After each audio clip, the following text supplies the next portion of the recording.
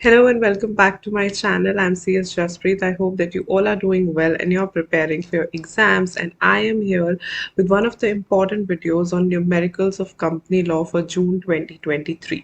तो numerical का portion company law में काफ़ी कम है. Numerical as in the computations जहाँ हमें कुछ percentage find out करनी है, like buyback, like dividend, like CSR. लेकिन वो थोड़े से portion में ही I've seen that students struggle sometimes.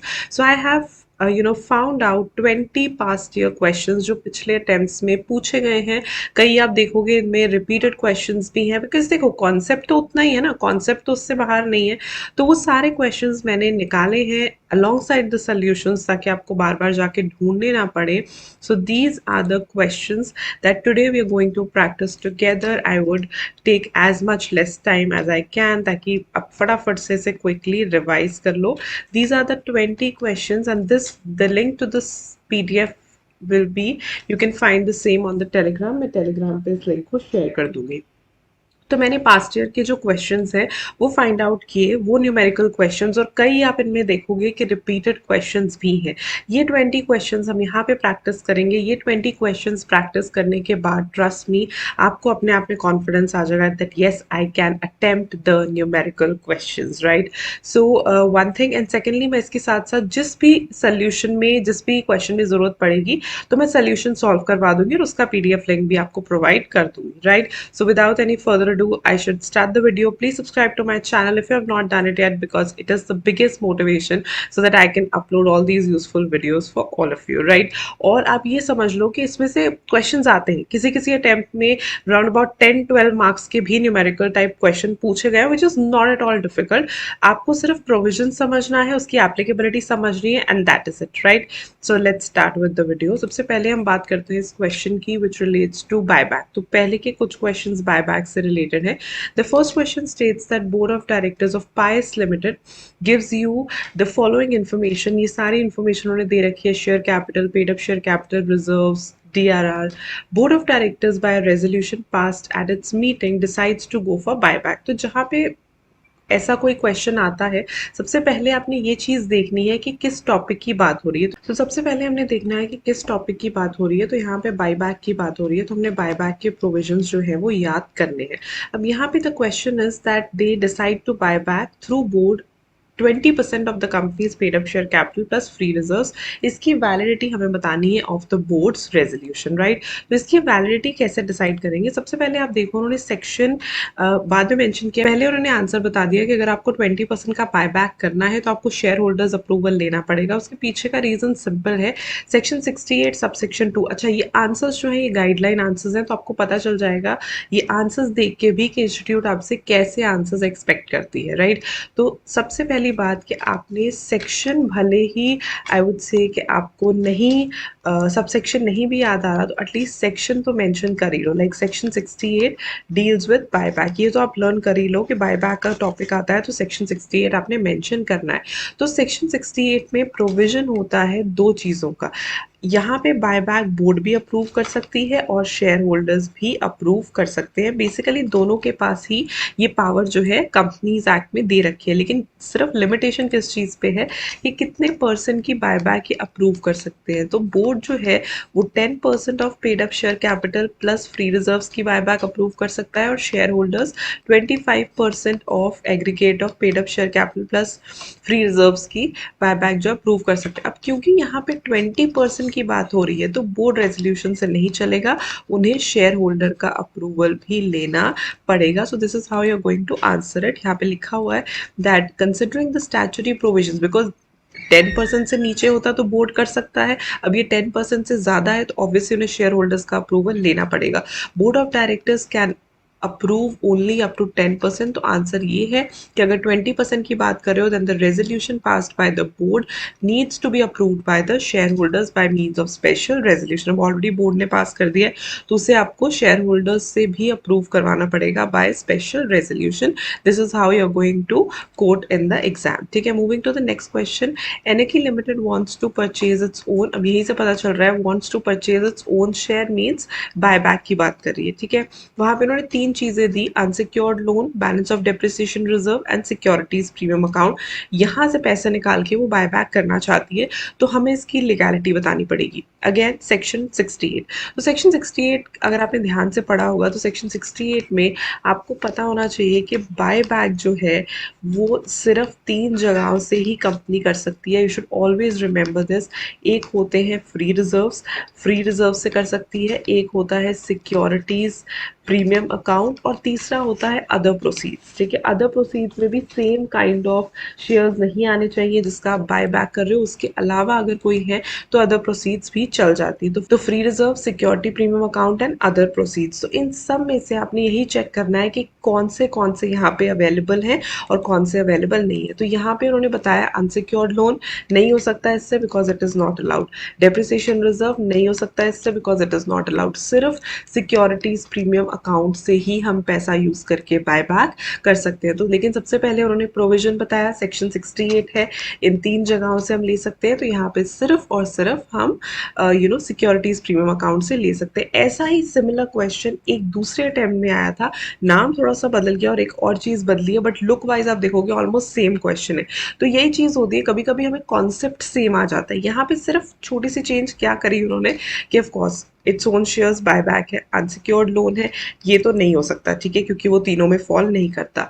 Free reserves है, ये हो सकता है, yes, and securities premium account भी हो सकता है। तो यहाँ पे फर्स्ट को छोड़ के बाकी दोनों हो सकते हैं। आंसर बिल्कुल सेम उसी तरीके से लिखा है कि सेक्शन 68 है, तीन जगहों से ले सकता है, फ्री रिजर्व से, सिक्योरिटी प्रीमियम अकाउंट से एंड प्रोसीड्स ऑफ इशू से।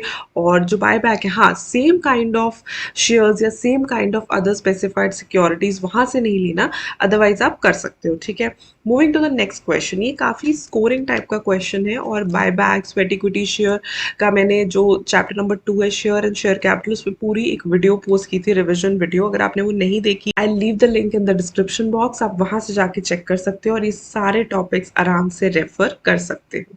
So this question is about the share capital of Rene Limited is 30 crore. Russell is the managing director of the company. The company wants to compensate him by issue of shares for supplying technical know-how without any cost. तो यहीं पे जब आप question पढ़ते हो तभी आपको strike कर जाना चाहिए, रसल एक मैनेजिंग डायरेक्टर है और उसे कंपनी कंपनसेट कर रही है टेक्निकल नो हाउ प्रोवाइड करने के लिए। अगर आपने वो वीडियो ध्यान से देखी है या फिर आपको पता ही होगा कि टेक्निकल नो हाउ के केस में हम इशू करते हैं, कंपनीज इशू करती हैं स्वेट इक्विटी शेयर्स, राइट। यही एक मेजर डिफरेंस होता है ईसॉप्स में एंड स्वेट इक्विटी शेयर्स में, राइट। तो सबसे पहले whether the company is allowed to issue it, yes, section 54 allow करता है स्वेट इक्विटी शेयर्स जिन्हें हम कहते हैं वो एम्प्लॉइज या डायरेक्टर्स को इशू किए जाते हैं उनकी कॉन्ट्रीब्यूशन के लिए। अब यहाँ पे क्योंकि वो टेक्निकल नो हाउ की बात करें तो definitely yes. Secondly, is the approval needed, yes, right. तो शेयर होल्डर का अप्रूवल आपको लेना पड़ेगा, ठीक है, शेयर होल्डर का स्पेशल रेजोल्यूशन से आपको अप्रूवल लेना पड़ेगा एंड दैट टू 12 मंथ्स के अंदर अंदर अलॉटमेंट हो जानी चाहिए। Next is if found eligible to lot what will be the quantum of shares। तो यहाँ पे quantum of shares के बारे में हम ये कहते हैं that the company shall not issue sweat equity shares more than, यहाँ पे दो सिनेरियोज आते हैं, 15% of the existing paid up share capital और 5 करोड़ whichever is higher। पहली बात तो कंपनी ने जब इशू करना है तो ये चीज़ देखनी है कि इशू के वक्त उन्होंने ये ध्यान देना है कि जो स्वेट इक्विटी शेयर्स है 15% of paid up share capital या 5 करोड़, जो भी ज़्यादा है उतना ही क्वांटम हो सकता है। And also through out the year, ठीक है, हर टाइम पे जो स्वेट इक्विटी शेयर्स हैं that shall not exceed 25% of the paid up equity capital at any time. Through out the year 25% से ज़्यादा नहीं होने चाहिए। तो यहाँ पे क्योंकि पेड अप कैपिटल 30 करोड़ है, उसका 15% लिया, 4.5 करोड़ और 5 crore whichever is higher, तो टेक्निकली 5 करोड़ तक वो इशू कर सकते हैं sweat equity shares. Can resell sell such allotted shares in the market. तो यहाँ पे जब स्वेट इक्विटी शेयर्स का टॉपिक हमने पढ़ा था तो वहाँ पे हम डिस्कस करते हैं lock in period. Sweat equity shares के केस में 3 इयर्स का लॉक इन पीरियड होता है। लॉक इन पीरियड होता है जिस टाइम पे जो शेयर होल्डर है वो फर्दर शेयर्स को बेच नहीं सकता। ये तो इन 3 इयर्स में जो रसल है या जिसके पास स्वेट इक्विटी शेयर्स है वो उसे सेल नहीं कर सकता। इस बात का आपने ध्यान देना है, right. And after this lock in period वो बेच सकता है, फिर कोई भी प्रॉब्लम नहीं है, बट लॉक इन पीरियड तक नहीं बेच सकता। एंड दैट टू दे से कि शेयर सर्टिफिकेट पे भी काफी बोल्ड तरीके से लिखो कि लॉक इन पीरियड है and it can not be further transferred, right? Moving to the fifth question, will the amount that he receives on sale of his shares be considered as a part of his remuneration? Yes, इसके ऊपर भी separate एक छोटा सा paragraph था, I remember मैंने discuss किया था। तो येस, हम इसे रेम्यूनरेशन मानते हैं एज पर सेक्शन 197 एंड 198। हाँ, इसमें दो कंडीशंस देखनी पड़ती हैं। First, the sweat equity shares are issued to any director और मैनेजर, एंड सेकेंडली जो कंसिडरेशन है वो अदर देन कैश है, जो कि असेट की तरह बैलेंस शीट में शो नहीं की जा सकती।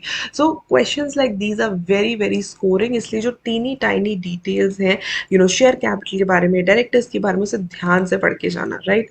Moving ahead to the next question and one of the important and I would say different question, इससे आपको काफ़ी चीज़ पता चलेगी बाय बैक के बारे में।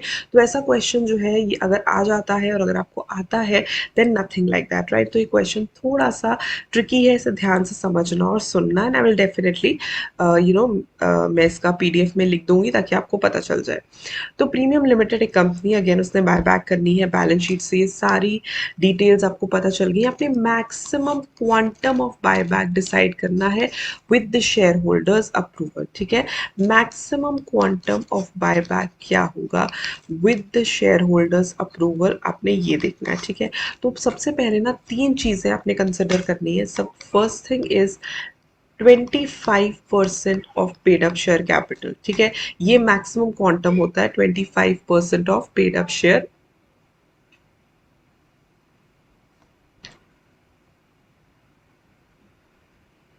तो ये फर्स्ट क्वांटम है 25% of paid up share capital. तो पेड अप शेयर कैपिटल है 10 lakhs, तो उसका 25% हो गया 2,50,000, राइट। First thing. सेकेंडली उन्होंने बोला है कि शेयर होल्डर्स अप्रूवल चाहिए। अब शेयर होल्डर्स अप्रूवल के पास कितना मैक्सिमम पावर था, 25% of paid up share capital plus free reserves.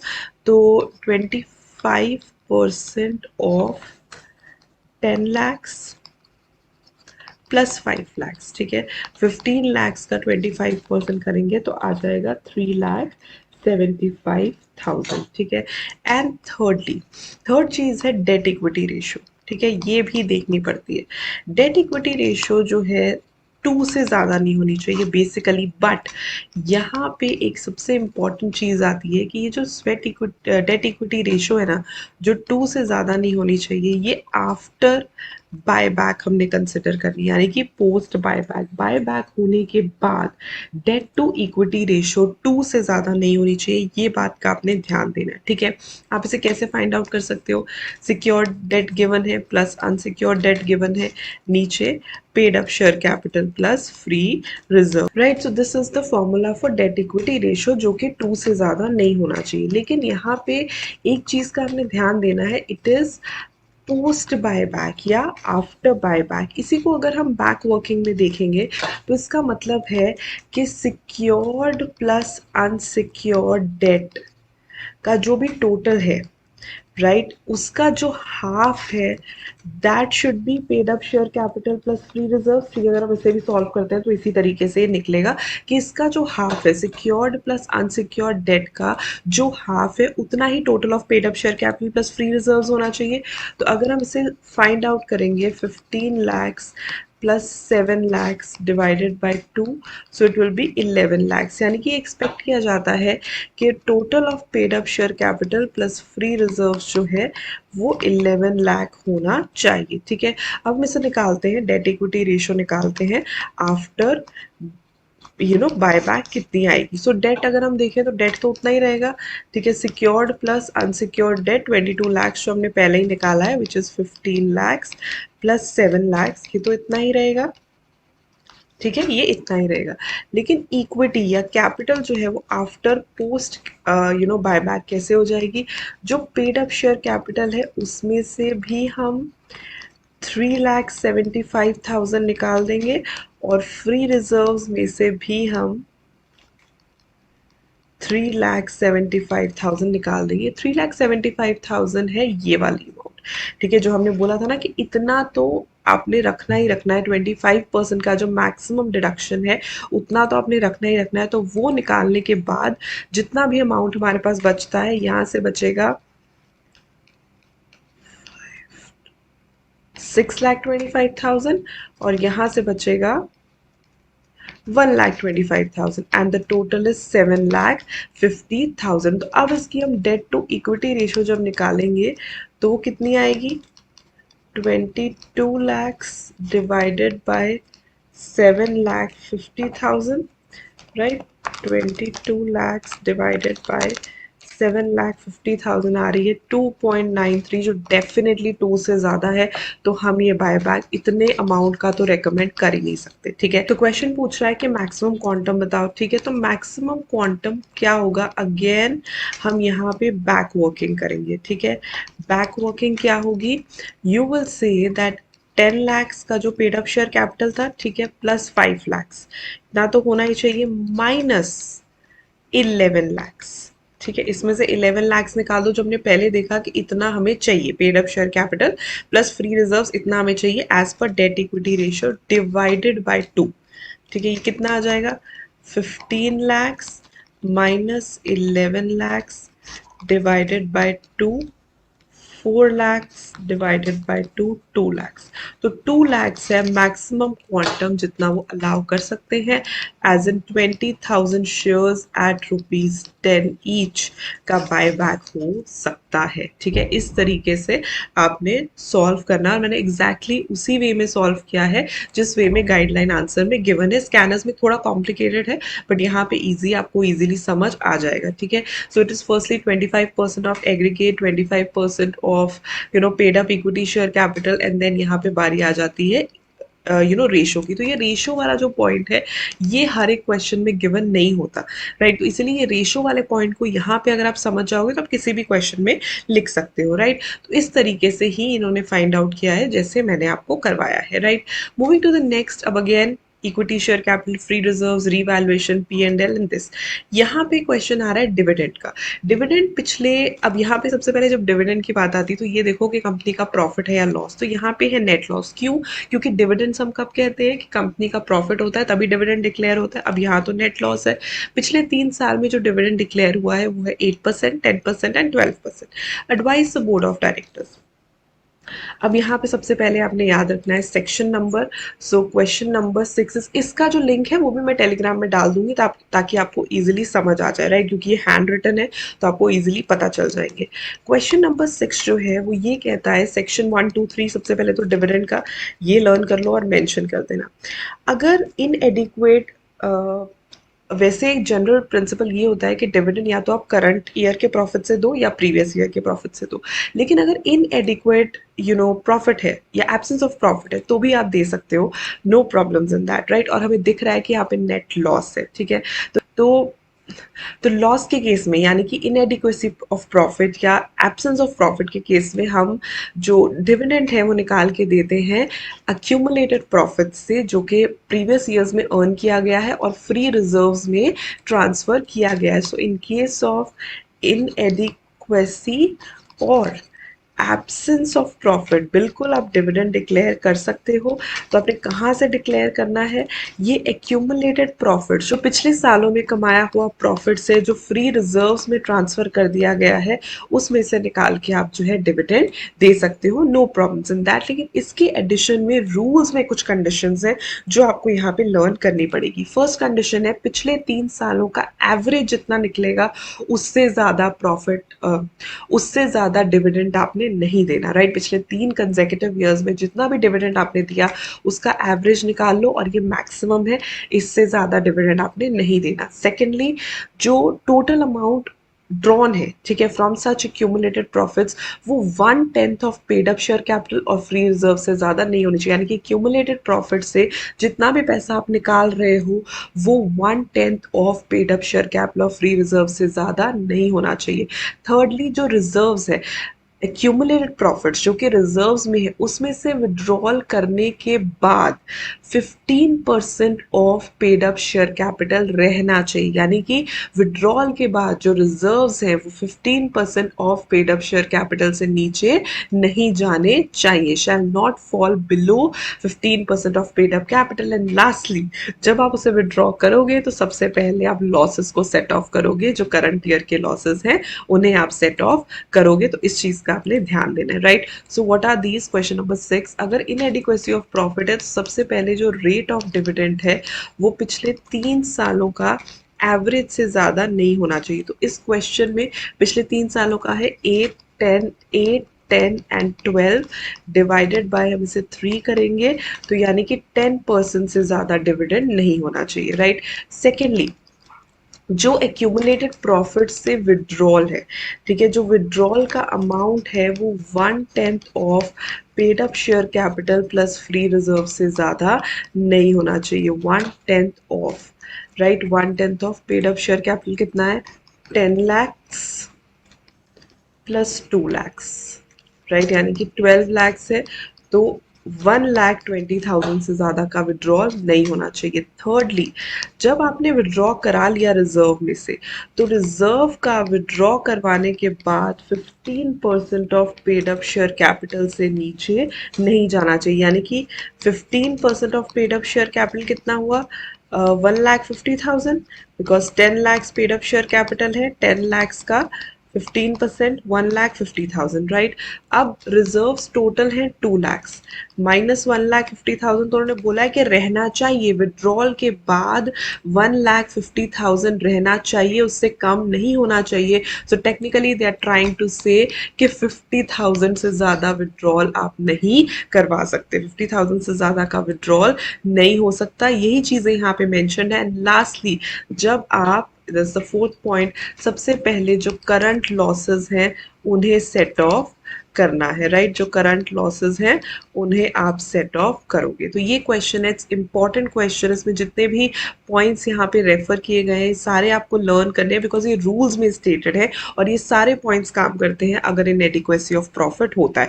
And you will be amazed to know, ये एक अटेम्प्ट में क्वेश्चन आया, ऐसा ही रिलेटेड क्वेश्चन फिर एक अटेम्प्ट में आया ये वाला। Coming to the seventh question, seventh question में उन्होंने अगेन सारी इन्फॉर्मेशन वैसे ही दे रखी है, डिविडेंड डिक्लेयर्ड पास्ट 3 years के दे रखे हैं, and calculate the amount available to be drawn out and assume that no adequate profit was available. Now ऐसे से यहाँ पे तो चलो लॉस ही बता दिया उन्होंने, यहाँ पे उन्होंने लिखा है कि एडिक्वेट प्रॉफिट नहीं था। अगेन रूल्स वाले कॉन्सेप्ट आ जाएंगे, राइट, सेक्शन 123, और रूल्स वाले जो चारों कॉन्सेप्ट्स हैं सबसे पहले उन्होंने वो लिख दिए, राइट, कि फर्स्ट जो है वो एवरेज होना चाहिए, सेकंड जो है वो जो टोटल है जब आप विड्रॉ करते हो 1/10 of paid up share capital plus free reserve से ज़्यादा नहीं होना चाहिए। थर्डली, रिजर्व विड्रॉ करने के बाद रिजर्व्स में 15% of paid up share capital जितना बैलेंस होना चाहिए। एंड फोर्थली, विड्रॉ करके सबसे पहले आपने जो करंट लॉसेज हैं उन्हें दे वहाँ पे सबसे पहले उसे सेट ऑफ करना है। तो इसी क्वेश्चन को उन्होंने इसी तरीके से सॉल्व किया है। Question number 7 first rate of dividend वाला है, तो रेट ऑफ डिविडेंड कितने हैं, 10, 12, 14, 10 plus 12 plus 14 divided by 3, 36 divided by 3, यानी कि 12% से ज़्यादा नहीं होना चाहिए। सेकेंडली, हमने बोला था कि विड्रॉल जो करना है वो 1/10 of paid up share capital plus free reserve से ज़्यादा नहीं होना चाहिए। तो 1/10 of paid up share capital है 5 करोड़ प्लस फ्री रिजर्व्स में आता है। अब यहाँ पे देखो इन्होंने बड़े अच्छे से दे रखा है, फर्स्ट ये हो गया, ठीक है, average rate of dividend, secondly 1/10, 5 crore है प्लस 2 करोड़ है प्लस जनरल रिजर्व है प्लस सरप्लस है, 8.6 करोड़, उसका 1/10 ले लिया, राइट, 8.6 करोड़ का उन्होंने 1/10 ले लिया, नहीं ऊपर कितना था, हाँ, 8.6 करोड़ का उन्होंने 1/10 ले लिया, विच इज 86 लाख, ठीक है। तो इस तरीके से पॉइंट वाइज ही आप सॉल्व करो ताकि आपको अच्छे से मार्क्स मिले। थर्ड, अगर हम रिजर्व की बात करते हैं तो reserve 15% of paid up share capital से नीचे नहीं जाना चाहिए, right, paid up share capital से नीचे नहीं जाना चाहिए। तो इक्विटी कैपिटल जो है वो 7 करोड़ यहाँ पे हमने लिए, 7 करोड़, 1.05 करोड़ बैलेंस। यहाँ पे जो हमने फाइंड आउट करना है, पेड अप शेयर कैपिटल है 5 करोड़ प्लस 2 करोड़, तो बन गया 7 करोड़। तो 7 करोड़ का 15% है 1.05 करोड़, तो बैलेंस कितना बचा, 0.45 करोड़, ठीक है, plus surplus and free reserves are also available. और distributable 55 lakhs being lower of 86 lakhs under the point 2, ठीक है। इस तरीके से हमने देखना है कि कितना हम डिस्ट्रीब्यूट कर सकते हैं। यहाँ पे जो 55 lakhs है, ठीक है, वो 86 लाख से कम है एज पर पॉइंट 2, तो 55 lakhs ही हम मानेंगे कि अवेलेबल फॉर डिस्ट्रीब्यूशन है, ठीक है। वो कैसे निकला है, 15% वो विड्रॉ करने के बाद इतना अवेलेबल है प्लस सरप्लस ऐड करेंगे तो इतना हमारे पास अवेलेबल, सरप्लस तो इसी साल का है ना, ठीक है, सरप्लस ऐड करके तो इतना हमारे पास अवेलेबल हो जाएगा। तो 55 lakhs ही हम कंसिडर करेंगे। और जो रेट ऑफ डिविडेंड है वो कैसे इन्होंने निकाला, 35 lakhs, ठीक है। अब ये कैसे आया, 55 लाख में से amount set aside for dividend of preference shares को तो देना ही देना है, सबसे पहले 20 लाख उनके लिए रख दो। अवेलेबल रिजर्व बचा 35 लाख, 35 लाख को 5 करोड़ से डिवाइड किया तो आ गया 7%। तो ये जो क्वेश्चन है ये ऊपर वाले क्वेश्चन से भी ज़्यादा इम्पोर्टेंट है और काफ़ी डिफरेंट है, राइट। तो यहाँ पे हालांकि ये जो सारी कॉम्प्यूटेशन है ये बहुत अच्छी है, अच्छे से सब कुछ एक्सप्लेन किया गया है, तो I need not do it again, दोबारा लिखने की ज़रूरत नहीं है, क्योंकि यहाँ पे सारी की सारी जो एक्सप्लेनेशन है वो अच्छे से उन्होंने दे दी है, किस चीज़ को कहाँ पे क्यों ऐड किया गया है, किस चीज़ से डिवाइड किया है। तो इस तरीके से हमें 7% निकालना है। अब यहाँ पे क्या हुआ कि जब 55 लाख आ गया तो हमें पता है प्रेफरेंस शेयर होल्डर्स को पहले दिया जाता है, उन्हें तो देना ही देना है, तो सबसे पहले प्रेफरेंस शेयर होल्डर्स का निकाल दिया, फिर बचे हुए को हमने डिवाइड करके जो रेट है वो डिसाइड किया है, ठीक है। Moving ahead to question number 8, ये टॉपिक है CSR का, ठीक है। पिछले 3 साल का आपको प्रॉफिट लॉस दे रखा है ZYX एंड CBA का। हमें निकालना है that limited compute the amount company CSR में कितना कितना अमाउंट देना है। तो देखा जाए तो सेक्शन 135 सबसे पहले CSR का, ये आपको पता होना चाहिए। CSR किन किन पे ऊपर एप्लीकेबल है, जिनका नेटवर्थ 500 करोड़ या ज़्यादा है, टर्नओवर 1000 करोड़ या ज़्यादा है और नेट प्रॉफिट 5 करोड़ या ज़्यादा है, और उन्हें 2% of the average net profit of 3 immediately preceding financial year देना है, ठीक है। इस तरीके से तो सबसे पहले आपने इस तरीके से लिख लेना है, राइट। क्वेश्चन नंबर 8 जिसमें उन्होंने बोला है सबसे पहले सेक्शन 135 जो CSR का है वो किन किन के ऊपर एप्लीकेबल है, जिनका नेटवर्थ 500 करोड़ या उससे ज़्यादा है, जिनकी टर्नओवर 1000 करोड़ या उससे ज़्यादा है, और जिनका नेट प्रॉफिट 5 करोड़ या उससे ज़्यादा है, ठीक है। इनके ऊपर वो एप्लीकेबल है, और किस तरीके से है, 2% of average profits of previous 3 financial years जो है 2% उसका कैलकुलेट करना है, जो सिंपल प्रोविजन है। अब इन द गिवन केस क्या है, ZY X का नेट प्रॉफिट है 18 करोड़ इस साल का, ये 16-17 का, एंड 3 फाइनेंशियल ईयर्स का कितना हुआ, इसे हम जीरो कंसिडर करेंगे, 0 + 6 + 18 डिवाइड बाय 3, ठीक है, आ गया 8 crore. It is to be noted that हाँ जहाँ पे इनकॉर्पोरेट नहीं है वहाँ पे हम ये मानेंगे कि नहीं था, ठीक है। The company was not incorporate in this yet the year is to be considered. Year consider करना है, ऐसा नहीं है कि इनकॉर्पोरेट नहीं, ईयर तो हम कंसिडर करेंगे अकॉर्डिंगली। दूसरी कंपनी का अगर हम देखें तो किस तरीके से होगा, तो 2% 8 करोड़ का निकालना है, पॉइंट 0.16 करोड़ आ गया, ठीक है। In the case of CBA net profit of 16-17 है 6 करोड़, माइनस क्योंकि ये लॉस है, इसे हम कैसे निकालेंगे, -4 प्लस -1, यहाँ थोड़ी मैथ्स आ जाती है, divide by 3, plus minus minus होता है, इस तरीके से डिवाइड बाय 3, -5 + 6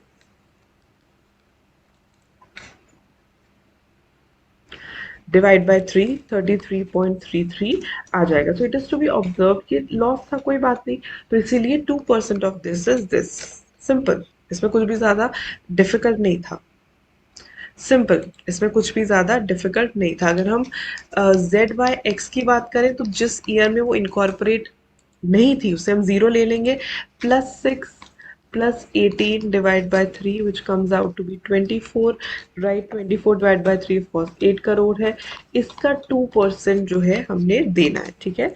8 करोड़ का 2% हमने देना था, तो 0.16 करोड़ आ गया, ठीक है। ऐसे ही अगर जो दूसरी कंपनी है CBA, अब CBA में लॉसेज ही है, ठीक है। फर्स्ट और सेकेंड ईयर में -4 प्लस -1 प्लस 6 डिवाइड बाय 3, यहाँ पे मैथ्स आ जाएगा, -4 प्लस माइनस माइनस होता है, +6/3, सेम साइन वाले ऐड या सब्ट्रैक्ट होते हैं, तो माइनस माइनस प्लस कर देंगे, -4 -1 -5 +6/3, ऑफ कोर्स 6 बड़ा है, प्लस इसके पास है तो 1/3, 33.33 करोड़ आ जाएगा। तो 2% ऑफ 33.33 करोड़ जो है वो हम लेंगे, विच इज 0.67 करोड़ या लैक्स जो भी है, किस में दिया गया है, करोड़ में, ठीक है। 0.6, हाँ ये लैक्स में आया था, 1 करोड़ डिवाइड बाय 3 ये लैक्स में आया था, तो ये भी लैक्स में हो जाएगा। इस तरीके से हमने जो है इसे सॉल्व करना है। Moving to question number 9 again, net profit जो है 4, 7, 6 एंड 7 करोड़ रिस्पेक्टिवली पिछले 4 सालों का नेट प्रॉफिट उन्होंने दे दिया है। Net profit for each of the last year included dividend of 1 crore, हर एक में 1-1 करोड़ का डिविडेंड एडेड है from WB limited which is an Indian company. Discuss whether Warner Limited required to spend on CSR activities, if yes then how much। Okay, सबसे पहले आपने यही बताया है कि 135 किसके ऊपर एप्लीकेबल है, नेटवर्थ 500 करोड़ और मोर, टर्नओवर 1000 करोड़ और मोर, एंड नेट प्रॉफिट 5 करोड़ और मोर। अब यहाँ पे आपने देखा कि क्वेश्चन में वो कह रहा है कि हर एक प्रॉफिट में 1 करोड़ का डिविडेंड एडेड है।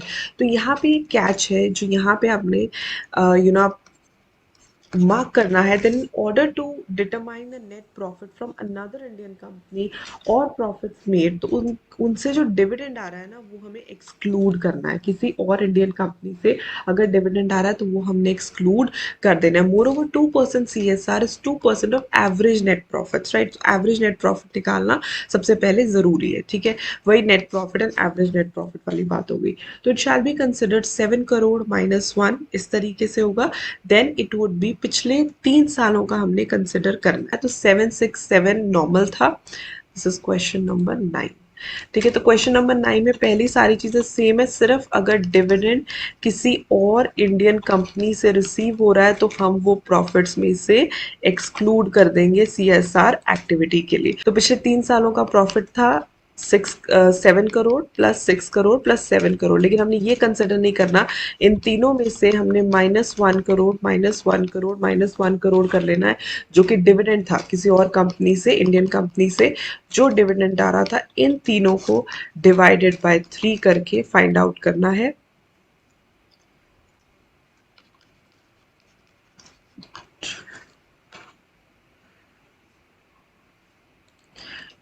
सेवनटीन 5.67 करोड़ आया और इसका 2% जो है CSR एक्टिविटीज में लगाना है। 5.67 का 2%,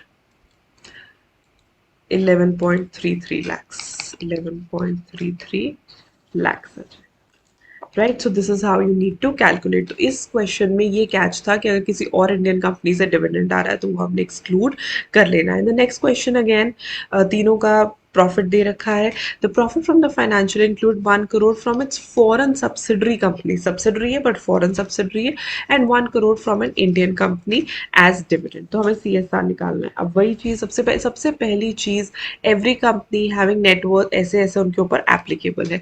profits from any overseas branch of the company, वो सब्सिडरी तो कंपनी की है, वो इंक्लूड नहीं करने। So also the dividend receive from the Indian company, वो भी इंक्लूड नहीं करना, राइट। सो क्वेश्चन नंबर 10 में भी हम CSR की बात कर रहे हैं। सेक्शन 135 किसके ऊपर एप्लीकेबल है, कैसे, ऐसे ही आपने आंसर देना है, ठीक है। माइंडेड, ये गाइडलाइन आंसर्स हैं, इसीलिए मैंने आपको प्रोवाइड किए कि ऐसे ही आंसर देना। तो यहाँ पे मेन कैच ये आता है, सबसे पहले तो इंडियन कंपनी का हमने ऊपर पढ़ लिया।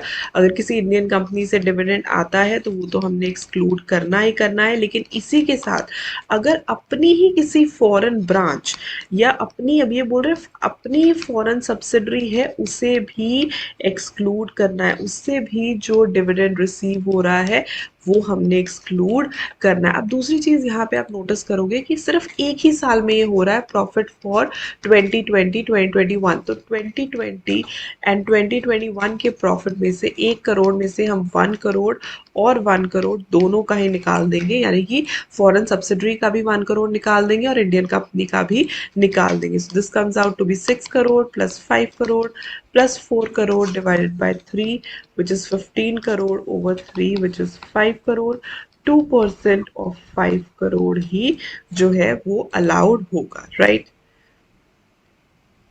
2% ऑफ 5 करोड़ जो कि आता है 10 lakhs, इतना जो है CSR एक्टिविटीज में आपको लगाना पड़ेगा. This is how you are going to answer. Moving to the next question number 11. Again सारा कुछ दे रखा है. Examine.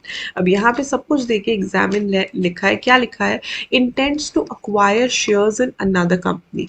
How much amount can be invested without passing a special resolution? तो यहाँ पे actually बात हो रही है 186 section की. 186 section subsection 2 ये कहता है no company shall directly or indirectly give any loan to any person or other body corporate, give any guarantee or provide security, acquire by way of subscription इतना exceeding 60% of paid up share capital plus free reserves plus security premium or 100% of free reserves and security premium whichever is higher. अब ये जितने भी questions आपको इससे related मिलेंगे ना 186 से related मिलेंगे उन सब में approximately यही एक provision है जो use होता है कि ये जो limits दे रखी है not exceeding 60% of total of paid up share capital plus free reserves plus securities premium account or 100% of free reserves plus securities premium account whichever is higher or whichever is more. ये जो limits है ना इन्हीं इसी के ऊपर सारा जो questions है वो based है तो ये याद रखना है. Further, where aggregate so far made the amount of guarantee or security along with investment loan exceeds the limit, then no investment or loan shall be made unless the special resolution is passed in general meeting. तो ये एक limit specified है, ठीक है, कि इतनी आप investment कर सकते हो. फर्स्ट ऑफ ऑल ये चीज समझ लो, ये जो मैंने आपको भी लिमिट बताई ये लिमिट स्पेसिफाइड है, लेकिन क्या इससे ज्यादा हो सकती है और अगर करनी है तो जनरल मीटिंग में आपको स्पेशल रेजोल्यूशन पास करवाना पड़ेगा, राइट. और उसके बाद जैसे उन्होंने दे रखा है कि पेड अप शेयर कैपिटल है 1000 करोड़ माइनस 340 एंड 780 यहाँ पे मेंशन है, ठीक है. 1000 माइनस 340 780 एंड 780 इनको आपने एग्जामिन करना है. तो जो मैंने आपको बताया ना पहले आपने 60% of paid up share capital plus free reserves plus security premium निकालना है, तीनों को ऐड करके जितना भी आया 60% वो निकालना है, 100% of free reserves and security premium निकालना है. इन दोनों में से जो भी हायर है 864 करोड़ वो लेना है. अनदर कंपनी 780 करोड़ ऑलरेडी है तो 84 करोड़ की हमें और फर्दर इन्वेस्टमेंट करनी पड़ेगी, ठीक है. तो इस तरीके से आपने कैलकुलेट करना है.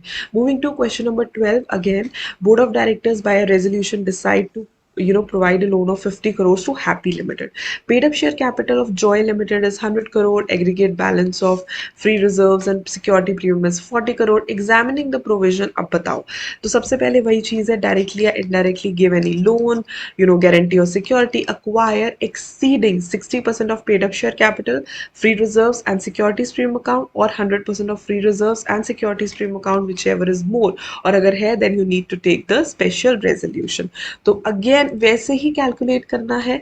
60% ऑफ 100 करोड़ प्लस 40 करोड़ कितना आया विदाउट द अप्रूवल आप इतना ले सकते हो. सो ओनली बोर्ड्स रेजोल्यूशन की विदाउट अप्रूवल आपको आ गया which ever is more 84 crore, ठीक है. 84 करोड़ निकल गया तो 50 crore with in the limit है तो ये बोर्ड्स रेजोल्यूशन से हो जाएगा without the approval of special resolution is valid. तो अगेन एंड अगेन मैं यही बोल रही हूँ कि A186 में आपने दो अगर तो लिमिट है, अगर तो इसी लिमिट के अंदर आ गया आपने जब कैलकुलेट किया इन दोनों को, अगर तो इसी लिमिट के अंदर आ गया तो बोर्ड रेजोल्यूशन से हो जाएगा, नो प्रॉब्लम, ठीक है. अगर विद इन द लिमिट आ गया तो बोर्ड रेजोल्यूशन से हो जाएगा. अगर आउटसाइड कह लूँ या एक्सीडिंग द लिमिट कह लूँ, ठीक है, अगर लिमिट एक्सीड करती है तो जनरल मीटिंग में स्पेशल रेजोल्यूशन से आप करवा सकते हो, ठीक है. बस इतनी दो बातें आपने याद रखनी है 186 से related and that is it. आप आराम से इसे सॉल्व कर पाओगे, right. Question number 13 says that it decide to make investment. Again buy back की तरह इसके भी काफी ज्यादा क्वेश्चंस आते हैं 50 lakhs की which is in excess of 60%. खुद ही बता रहे हैं कि वो एक्सेस में है. Company has 5 directors, 4 directors were present at the board meeting. 3 directors have given their consent but 1 director abstained from voting, यानी कि उसने वोट नहीं किया. The decision of the board was noted in the minutes and decided to make the investment. क्या ये कर सकती है? क्या ये हो सकता है अगर लिमिट एक्सीड हो रही है, right. Sanctioning it with the consent and prior approval is concern, right. 186 ये भी कहता है कि आपको प्रायर अप्रूवल लेना पड़ेगा और यहाँ पे जब वैसे ही वो एक्सीड कर रहा है तो prior approval of company through special resolution लेना पड़ेगा. So in the given case in the absence of, अब क्योंकि हमें प्रॉपरली इन्फॉर्मेशन भी नहीं पता, इवन इफ वी अज्यूम कि 50 lakhs एक्सीड नहीं कर रहा, तभी वो अपने प्रोविजंस के साथ कंप्लाई नहीं कर रहा, क्योंकि consent of all the directors is required. तो हम यहाँ पे यही बोलेंगे कि ना तो ये वैलिड है, ना ही इसका लीगल इफेक्टिव, इसमें दो मिसिंग चीजें आ रही है। ठीक है, no investment, they say no investment, no guarantee, sanctioning it shall be made with the consent of all the directors. तो हमें सारे डायरेक्टर्स का सबसे पहले तो कॉन्सेंट चाहिए, जो हमें नहीं मिला। सेकेंडली, क्योंकि अमाउंट एक्सीड कर रहा है, वैसे ही स्पेशल रेजोल्यूशन की जरूरत थी, जो यहाँ पे मिसिंग है। तो दोनों चीजें मिसिंग होने की वजह से हम इसे वैलिड काउंट नहीं करेंगे। मूविंग टू क्वेश्चन नंबर 14, दे से company has a paid up share capital of 60 crores and free reserves of 25 crores. It desires to make a loan of 20 crores to M Limited. The company has already made investments including the loan up to 35 crores. तो क्या हो सकता है? तो सबसे पहली बात तो लिमिट वाली बात होगी। ठीक है, 60% of paid up share capital, free reserves and security stream account, और 100% which ever is more, otherwise special resolution. तो सबसे पहले उन्होंने वही कैलकुलेट किया, 100% ऑफ 25 करोड़ कर लिया, जो कि 100% ऑफ 25 करोड़ कर लिया, जो कि 25 करोड़ ही आया, एंड 60% ऑफ 60 प्लस 25 कर लिया, जो कि आया 51 crore, whichever is more. तो ऑब्वियसली 51 करोड़ मोर है, since the company is already made investment for 35 crore and therefore a further loan of 20 crore will require the approval of share holders, because already वो 35 करोड़ का जो लोन है, वो इन्वेस्टमेंट है जो कर चुके हैं, तो यहाँ पे शेयर होल्डर अप्रूवल चाहिए होगा। 15 question says HIJ Engineers has a paid up share capital of 20 lakhs, free reserves of 3 lakhs, security premium of 2 lakhs. It has granted loan of 14 lakhs to KLM Traders. The board of directors is proposing sanctioning a loan to KLM Cement Limited and sanctioning a loan of 3 lakhs to an employee of the company. ठीक है, तो again 186 आ जाता है। सबसे पहले तो 60% of paid up share capital, 100 provided, वो सारी चीज़ें रेपिटेटिवली लिखी है। तो यहाँ पे हम लिमिट सबसे पहले देखेंगे, 60% of share capital and free reserves आया 15 lakhs या 100%। In the instant case since the company is already 14 lakhs था, तो वो पहले ही इन्वेस्टमेंट करके बैठे हुए हैं, तो इसमें से हायर कौन सा हुआ? 15 lakhs। ठीक है, 14 lakhs ऑलरेडी इन्वेस्टमेंट में है, तो further propose to grant 2 lakh, further कह रहे 2 लाख और दे देते हैं KLM को, तो ये 15 लाख से ज्यादा है, तो डेफिनेटली स्पेशल रेजोल्यूशन चाहिए। ठीक है, अगर 15 लाख तक होता, 1 लाख होता, तो हम कर देते, लेकिन क्योंकि ये 15 लाख क्रॉस कर रहा है, 15 लाख अपर लिमिट है, तो आपको स्पेशल रेजोल्यूशन से अप्रूवल लेना पड़ेगा। Engineers Limited, further, as per the explanation under subsection, does not include any individual who is in employment. So, accordingly, there's no limit imposed on the right of a company to sanction a loan. Under this, the board can grant a loan. It does not require the approval from the members. तो यहाँ पे कोई ऐसा requirement नहीं है, कोई ऐसी restriction नहीं है, तो आप definitely कर सकते हो। तो सबसे important चीज़ है limit decide करना। ठीक है, अगर आपने लिमिट पता कर ली सेक्शन 186 में, तो बस लिमिट के बाद जो ऑलरेडी इन्वेस्टेड है, ठीक है, आपने लिमिट कैलकुलेट कर ली, हायर माइनस जो ऑलरेडी इन्वेस्टेड है वो देख लो। अब जितना बचा, अगर तो वो लिमिट के बीच में ही आता है, ठीक है, विद इन द लिमिट ही आता है, फिर क्या है, कोई प्रॉब्लम नहीं। ठीक है, then there is no problem, चल जाएगा। लेकिन अगर वो लिमिट को एक्सीड करता है, फिर आपको शेयर होल्डर्स अप्रूवल लेना ही पड़ेगा। बस ये छोटी छोटी चीजें हैं, छोटे छोटे प्रोविजंस हैं, रादर आई वुड से, जो आपने एक बार कर लिए तो फिर आपको समझ आ जाएंगे, right. Moving ahead to the next question, question number 16 says कि 3 कंसेक्यूटिव फाइनेंशियल ईयर्स में ये प्रॉफिट थे। DEF can contribute 33.75 crore directly to a political party by a bearer cheque. Okay, so accordingly हम यहाँ पे सेक्शन 182 की बात करते हैं। Company other than a government company and a company which has been existence for less than 3 years, इन दोनों company exceptions हैं। ठीक है, ये क्वेश्चन है, क्वेश्चन नंबर 16। पॉलिटिकल पार्टी को जब आप कंट्रीब्यूट करते हो, ठीक है, पॉलिटिकल पार्टी का जो कंट्रीब्यूशन होता है उसमें 2 एक्सेप्शंस होती हैं। There are two exceptions to the same. One is a government company. Government company नहीं contribute कर सकती है. Any company which has been incorporated for less than 3 financial years, ये दोनों पॉलिटिकल कंपनी को कंट्रीब्यूट नहीं कर सकती। इनके अलावा, ठीक है, इनके अलावा they may contribute directly on obtaining approval from the board in their meeting, board के अप्रूवल से वो कर सकते हैं। Further, the contribution shall not be made except by account pay check drawn on a bank or account pay draft or electronic clearing through bank account।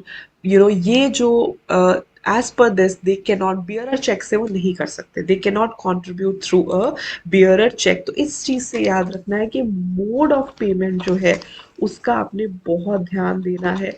It has to be an account payee cheque और a draft और any electronic clearing, लेकिन bearer cheque से आप इन्हें contribute नहीं कर सकते। It is not allowed, right? Bearer cheque से आप कंट्रीब्यूट नहीं कर सकते। Secondly, what is the limit on the maximum amount that can be contributed by a company to a political party?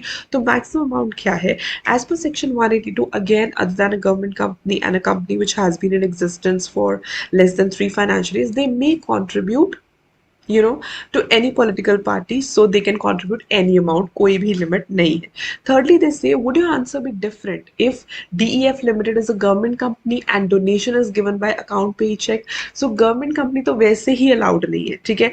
Government company वैसे ही नहीं कर सकती, तो account pay check की तो कोई बात ही नहीं है। जब वो allowed ही नहीं है तो नथिंग इज देयर, ठीक है? तो ये चीज का आपने ध्यान देना है कि पॉलिटिकल पार्टी को जो कंट्रीब्यूशन करने हैं, राइट, अंडर सेक्शन 182 वो कर सकती है, कोई भी कंपनी कर सकती है, except a government company, except a company which has been incorporate for less than 3 financial years.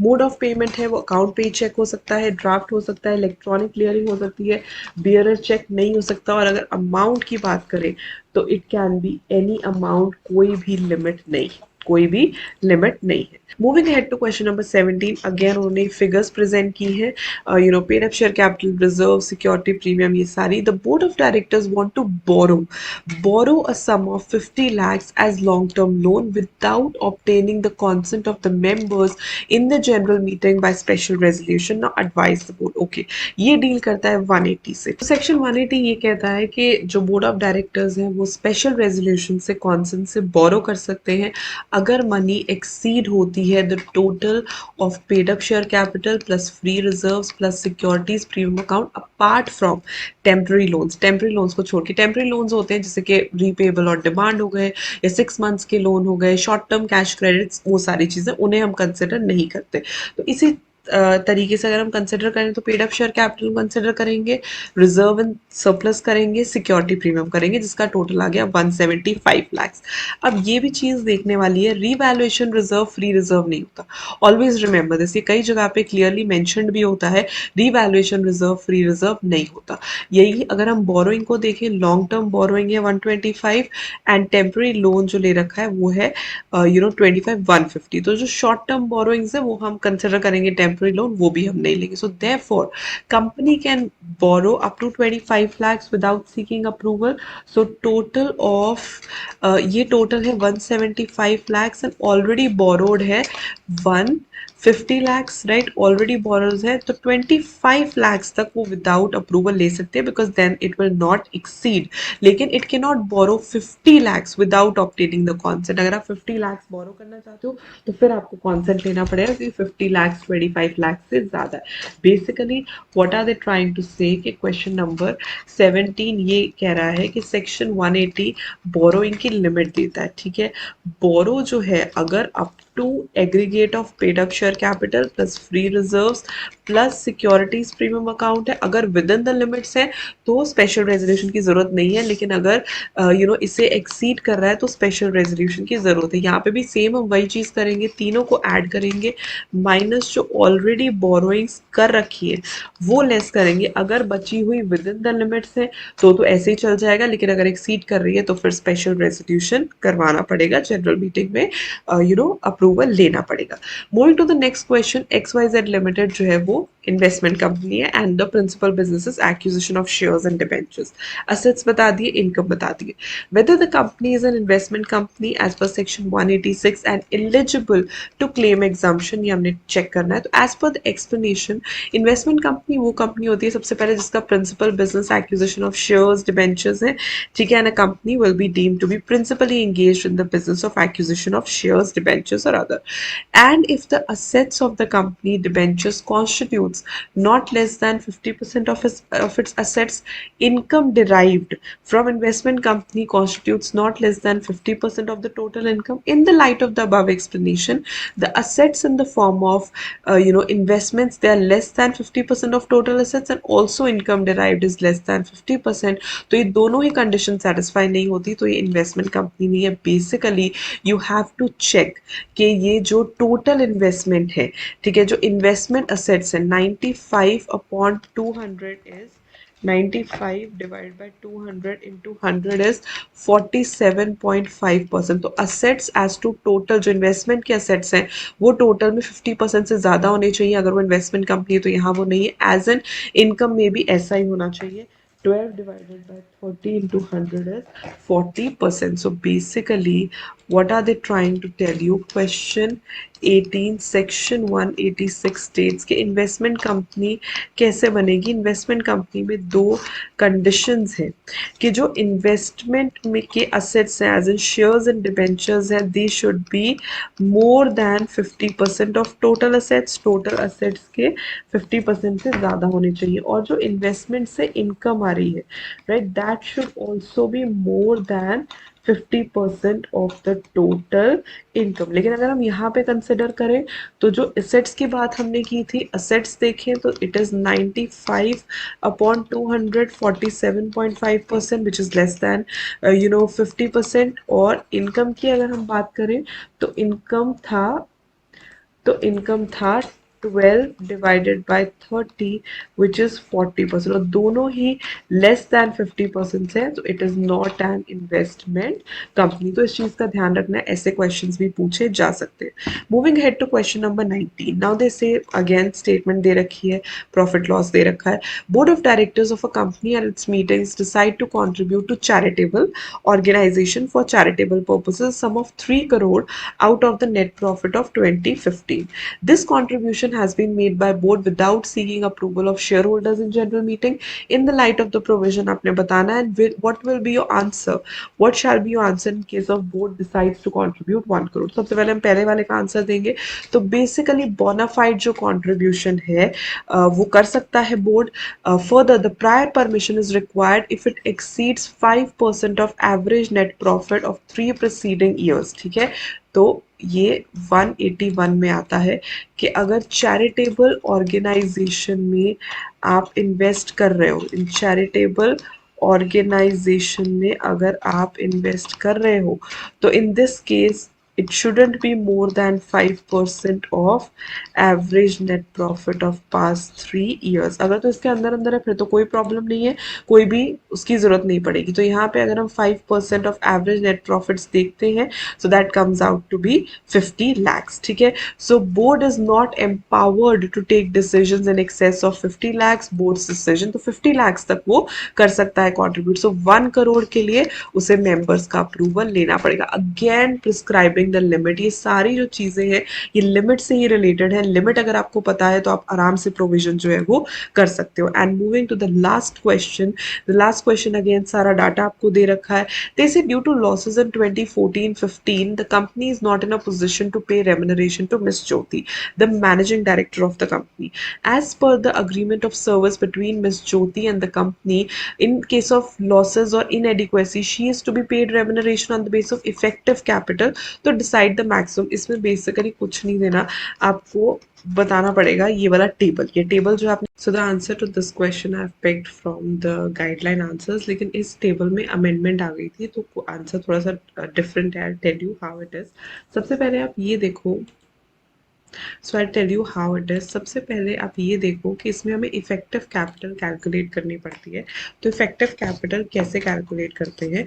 To calculate the effective capital आपने इसमें paid up share capital, add debenture redemption reserve as in DRR plus securities premium account plus P&L account, ठीक है, plus या minus, यहाँ पे loss है तो minus loss plus profit जैसे भी है।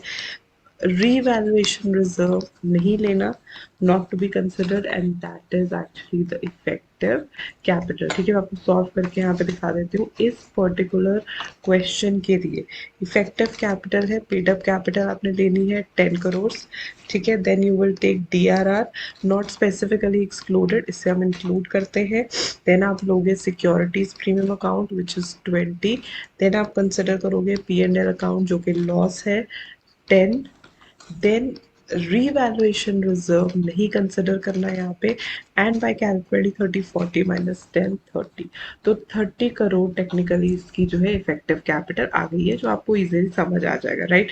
This is the definition to the same, this is how you are going to calculate the effective capital. अब इफेक्टिव कैपिटल कैलकुलेट करने के बाद आपने जो शेड्यूल 5 रीड किया है ना कंपनीज एक्ट 2013 का, वो आपने देखना है। उसमें अमेंडमेंट भी आई थी कि अगर चेंजेस आते हैं फॉर मैनेजरियल रेम्युनरेशन और साथ में अदर डायरेक्टर्स के लिए, तो किस तरीके से आप उसे डील कर सकते हो, तो उस हिसाब से उन्होंने जो है इफेक्टिव कैपिटल भी दे दी थी फॉर नेगेटिव और लेस देन 5 करोड़। वो आप बुक से एक बार चेक कर सकते हो, वो जो टेबल है you can check it from the book. This is the table, ये मैंने बुक का ही पेज नंबर खोला है, दिस इज पेज नंबर 764, तो आप बुक से चेक कर सकते हो। तो ये एक्चुअली द रियल टेबल है जो अमेंडमेंट के बाद आया था। ये अमेंडमेंट आई थी तब ये आया था कि अगर मैनेजरियल रेम्युनरेशन, अगर कंपनी के पास नील या इनएडिक्वेट प्रॉफिट है, तो ये टेबल है जो आपने कंसिडर करना है, ठीक है।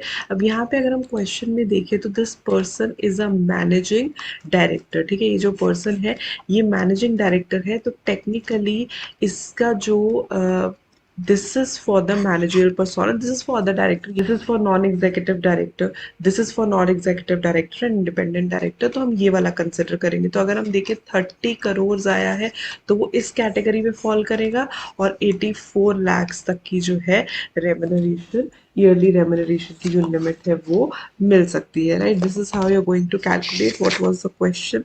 द क्वेश्चन वाज सेइंग कि हमें बताना है कि इफेक्टिव कैपिटल कितनी है और उसके हिसाब से रेम्युनरेशन कितनी है। तो इस तरीके से आप बता सकते हो। ऑफ कोर्स इससे ज़्यादा भी हो सकती है, वो इंक्रीज कराने के लिए आपको स्पेशल रेजोल्यूशन पास करानी पड़ेगी। If the company wants to make payment more than the above mention, then special resolution pass करवाना पड़ेगा। तो इसका जो आंसर है या जो टेबल है वो एक्चुअली अपडेटेड नहीं है। This table is not updated, तो आपने जो है अपडेटेड टेबल यूज करना है which is given in the book,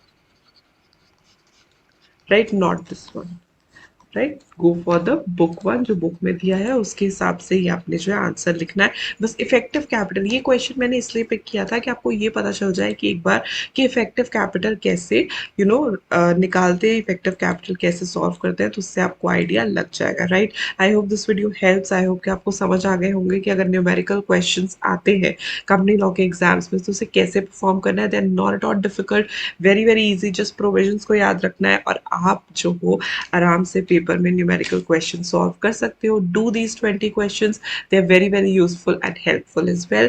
I'll see you super soon in my next video. Till then, stay happy, stay blessed, and keep the preparations on. Bye bye.